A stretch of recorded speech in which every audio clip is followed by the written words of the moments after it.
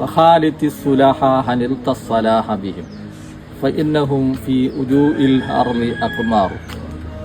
ഭൂമുഖത്ത് സാലിഹീങ്ങൾ എന്ന് പറയുന്നത് അവർ ചന്ദ്രനെ പോലെയാണ്. അതിനാൽ സാലിഹീങ്ങളുമായി നല്ലവരുമായി ഇടപഴകി കൂടിച്ചേരുക എന്നുള്ളതാണ് ഒരു മനുഷ്യന്റെ ഏറ്റവും വലിയ അഭികാമ്യം. മാ ഉൽ കനീഫി ഇദാ മാ സാല മുഖ്തലിത ബിമാ ഇനഹരിം ഫസാലത്ത് മിൻഹു അഖ്ദാറു.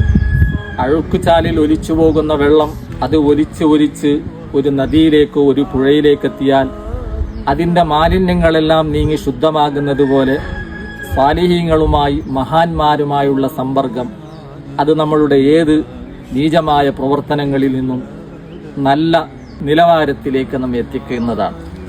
അതുകൊണ്ടാണ് ചാണകം ചാരിയാൽ ചാണകം മണക്കും, ചന്ദനം ചാരിയാൽ ചന്ദനം മണക്കും എന്നുള്ള വാക്കിനെ അന്വർത്ഥമാക്കുന്ന ഒരു മൊഴിയാണ് മഹാന്മാർ നമ്മെ പഠിപ്പിക്കുന്നത്.